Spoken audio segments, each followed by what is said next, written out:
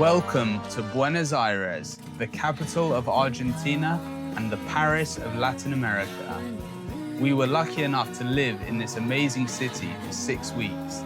And in this video, we are going to provide you with advice on the best things to see in the city and give you a rough guide to each neighborhood and where you might want to stay. The reason I chose to go to Buenos Aires to spend 6 weeks there on the sabbatical is because growing up, I heard a lot about two cities, Buenos Aires and Rio. I went to university and I studied Spanish, so my obvious choice was to go to Argentina, Buenos Aires. I didn't know much about the city apart from that it was amazing and that it was referenced a lot in the Russian literature for some reason. I always wanted to go and try to live there. I liked the Argentinian culture, their literature, their art, and I heard good things from people who visited, and so it solidified my opinion, along with having amazing Argentinian friends who are from Buenos Aires back in London. I was attracted to Buenos Aires because of the passion of its population. The people of Buenos Aires are called porteños, and they are said to be Italians who speak Spanish. A huge proportion of the inhabitants of the city came from Italy, and particularly from the southern port town of Napoli, and they share a lot of the same qualities with the Neapolitans. The people of Buenos Aires are warm, emotional, passionate, extroverted, and in your face.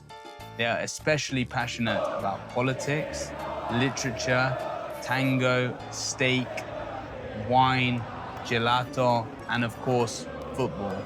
First of all, choosing an area to stay. Buenos Aires is made up of many different barrios or neighborhoods, and they all feel different.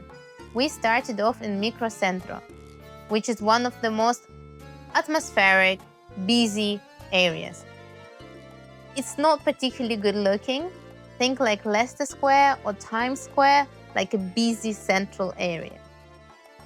The only advantage of staying there long term is that everywhere is close to walk. So if you're a tourist, I would actually say choose and stay in the hotel in Microcenter, because you can walk everywhere, you'll feel the buzz, you'll see the city, and you can easily catch a taxi. But if you're staying long-term, maybe it's not quite the place for you. Next door to it is a historic San Telmo, which is the oldest neighborhood in Buenos Aires and the spiritual home of tango.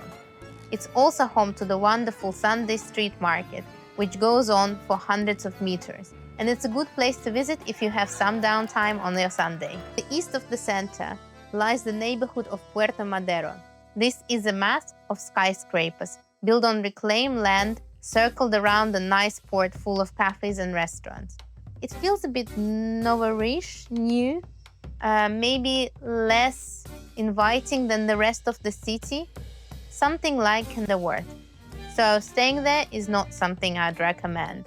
But it's next to an ecological reserve, which you can visit on the bike or by walking. It's an oasis within the city. To the south of the city lie La Boca and Barracas neighborhoods. These are more working class and colorful. If you imagine or if you Google Buenos Aires, normally the picture of a small, colorful houses come up. That's from La Boca. Belgrano and Núñez are in the north of the city, and they are more traditional and quiet neighborhoods with parks, markets, and cafes. That's where the majority of the wealthy Argentinians live these days. After a few weeks in the Microcentro, we moved to Retiro. Both Retiro and the neighboring Recoleta are beautiful and surprisingly quiet neighborhoods in the middle of the city, full of marble mansions and leafy plazas. They're very residential and chilled. They are the most upmarket and expensive neighborhoods to stay in, but they are beautiful and very relaxing in the center of a huge capital metropolis. We're in the neighborhood of Retiro, about to go to Recoleta and then to Palermo. This is a neighborhood of quite a few cafes. There is a bar here, which is in the top 50 in the world. And then there are coffee shops. One of our favorite ones, Shelter, is located just here. Jack will put the location when he's editing the video. And yeah, I really recommend coffee from the Shelter. I think there are quite a few around the town, but this is our favorite one. So there are a few families, like, sorry, founding families of Buenos Aires. So from, like, they considered themselves aristocracy of the city, and they all have double barra surnames, very Spanish, like old money style. And they had built themselves palaces. First, they built them in around where Barracas is in Sant Elmo, in the south of the city. But then they have moved to the north when the cholera outbreak happened. And there are so many motorcycles. Hopefully you can hear me. But this is one of them, and this is the last one where people still live. So the family actually still lives in here. But if we go over there, that one was also someone's private house, but it is now a Hayat. Mate is a very important part of Argentinian culture.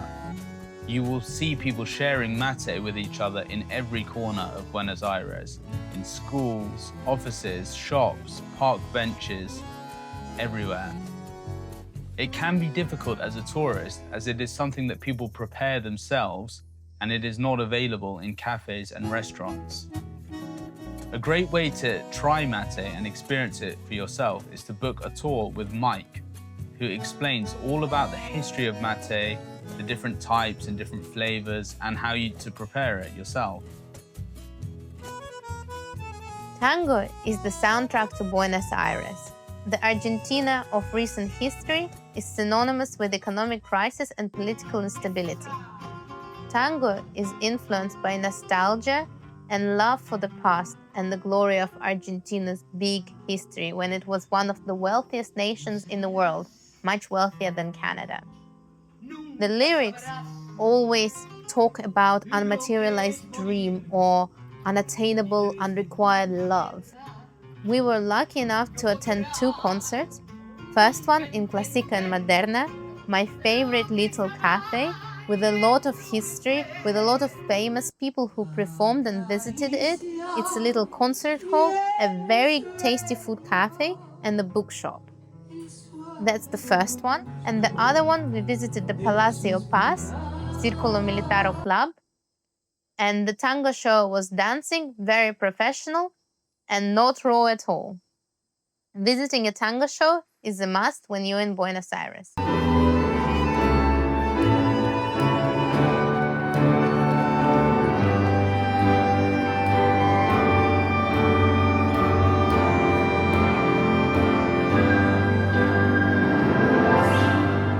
Our first day in Argentina was the auspicious Malvinas Commemoration Day. This is the Argentinian name for the Falkland Islands. It's an extremely prevalent and emotive topic for Argentinians, and as you travel around the country, you'll find that in every town and village, they have some kind of statue or plaque to commemorate the victims. It's an extremely emotional subject for Argentinian people, and my advice as an Englishman is to be sensitive towards this. If you look at any list of best things to do in Buenos Aires, you will be surprised to see a cemetery at the top of many of these recommendations. Recoleta Cemetery is an architectural marvel and a beautiful place to see.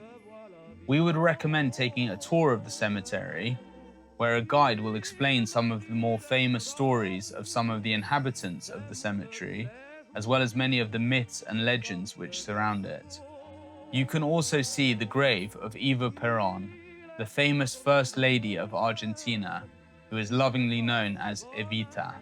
Teatro Colon is Buenos Aires' main opera house and one of the most renowned in the world. It's famed for its acoustics and grand architecture. The theater offers guided tours and world-class performances in ballet, opera, and classical music. These are much cheaper than the equivalents in London, New York, and Sydney. Also, once a month, the orchestra performs for free in the cultural center of Barrancas. They do it to bring music and culture to the less advantaged, basically disadvantaged areas of the city. We were lucky enough to attend both, and what I would recommend is getting to the queue early so you can get your seats. Even better if you come there before the ticket office opens. The Barolo Palace in Buenos Aires is an architectural masterpiece inspired by Dante's Divine Comedy, with its three-level design symbolizing hell, purgatory, and heaven at the top. Completed in 1923 by Italian architect Mario Palanti, it was once the tallest building in the whole of South America. Today, it stands as a striking blend of neo-Gothic and Art Nouveau styles. The building is mostly occupied by businesses and psychologists, but you can take tours. We'd recommend taking a tour which will finish at sunset, when you can enjoy a Fernet or Malbec at the rooftop bar. The Italian influence is clear to see in the food of Buenos Aires.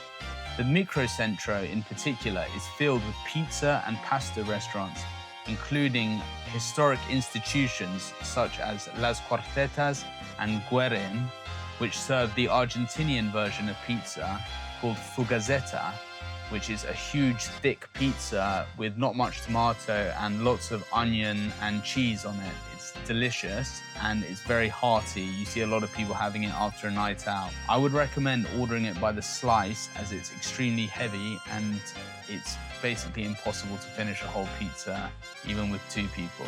The people of Buenos Aires are famously humble people. And there's a famous saying that they commit suicide by jumping off their ego.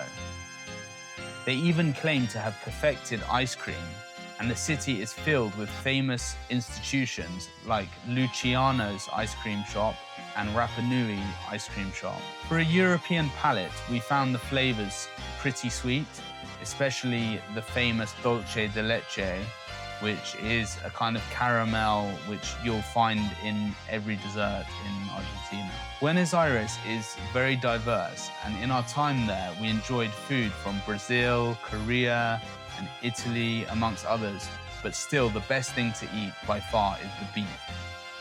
This is something that definitely lives up to its billing as the best in the world. El mejor en el mundo. Some of our favorite steak restaurants were Don Julio in Palermo, which is ranked as the best steakhouse in the world, Huacho in Retiro, and El Preferido de Palermo in, you guessed it, Palermo. This is a really cool neighborhood with lots of nice bars and restaurants, so it's definitely one to check out in one of the evenings when you're there. Honestly, it is hard to find a bad steak in Buenos Aires. Just find anywhere that local porteños are going and make sure you arrive hungry, as you always have very hearty portions. Order your steak jugoso, which means juicy, and sit back and relax and enjoy. An important thing to know about Argentina is that its economy fluctuates a lot. Inflation is so steep that many restaurants have QR code for prices, because it can basically change within a day. Cash points are restricted to small amounts with very high fees. We recommend converting Argentinian pesos before you arrive if you can, also paying everywhere you can with a card, like Revolut or Monzo, one of the cards which is not going to charge you a lot of fees, and also bringing a good cash of dollars to exchange. The best place to do that is the black market, which operates around Avenida Florida in Microcentro. Although it's technically a black market, everyone uses it, so don't be afraid. When you hear cambio, cambio, cambio, cambio, just know where to go. My standard day was a slow morning, late wake up sometime, I'll confess to that. Then I would head out to a cafe or restaurant during lunchtime, and then working on my book for sometimes 7 to 8 hours straight. I was aiming to write a chapter a day, which kind of worked out. And then normally I'd meet Jack for dinner. If not, I would aim to go for yoga in between my writing session, or to go to an art gallery or walk around but move a little bit, which sometimes worked and sometimes didn't, depending on my writing process. Also, for any of hot yoga lovers, Bikrammers out there, the city has an amazing hot yoga studio right in the center. I'm working whilst on our sabbatical. The time difference works quite well with Europe, and I would recommend it for digital nomads. My days typically started with working in a local cafe, having some coffee and media lunas, which are like small Argentinian croissants, and like everything else in Buenos Aires, very sweet. I would then go to the gym and explore the city in the afternoons. There are lots of gyms and they are very flexible with memberships. You can join easily for a day, a week, a month, however long your holiday is. I joined Fitter Gym, which has branches all over the city and was really good. In the evenings, I would meet up with Sasha and we would go to different barrios and check out the vibe and go for drinks and have nice food in the evenings. I think I expected a fairly European style with a lot to do and to see, and it delivered. I expected a big city with warm atmosphere and expected to find a good routine with cafes and bookshops and to write a lot. All that was ticked. The only thing I guess I expected, which didn't materialize fully, was the weather. I think I got confused between Rio and Buenos Aires and how jungly vibes it is. Buenos Aires is not like that. And it's warm and it's sunny, but it's not a playa city. It doesn't have a beach. I also wanted to come and visit Teatro Colon, and I expected it to be a beautiful city. So it all delivered. Versus my expectation, it's fairly European with a Latin American twist.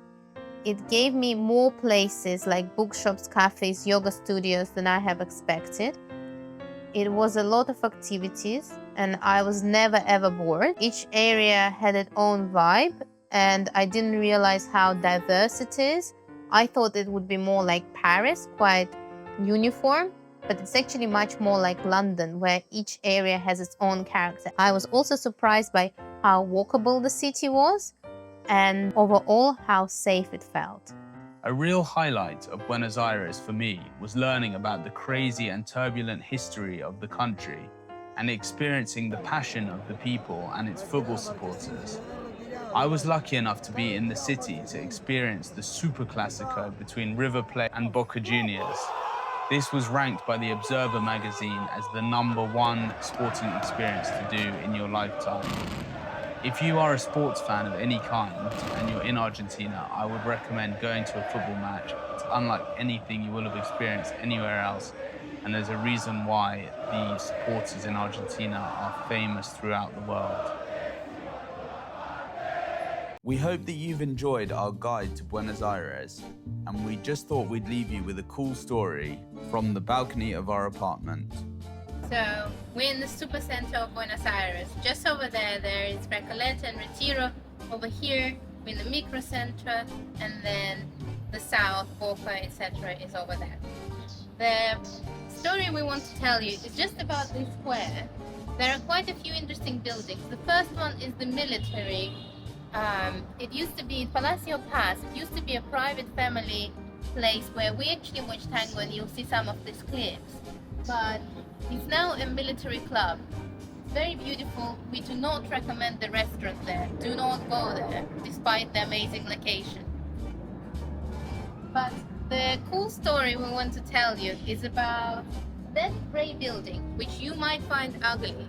It's quite Soviet, constructivist, brutalist style building, but it has a very cool story behind. The story is that there was a family, a very rich family in Buenos Aires, whose oldest son, the heir, has fallen in love with a not noble woman. There are questions whether the son himself was from nobility, but for Buenos Aires they were Spanish, double surname, so they were considered noble. And he fell in love with an Irish girl, immigrant, and the mother of the family forbid the wedding, despite his initial proposal. So he broke up the proposal. It was very humiliating. The Irish woman in the end got very rich, very, very rich.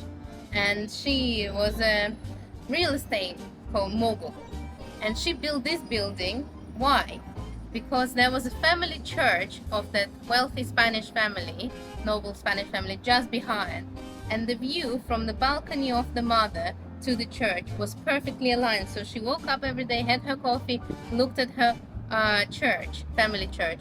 And now the ugliest, brutalist building was blocking her way. So they actually had to move. And the place, which was owned by that family, is no longer a family palacio. It's actually the front house of the Ministry of the Foreign Affairs of Argentina. And the building, as ugly as it is, won a lot of awards. And some people say that it looks a little bit like this to the mother. We hope that you've enjoyed our video about Buenos Aires. Please subscribe to our channel for the rest of our adventures and join us for our next video in Colonia, Uruguay and the north of Argentina.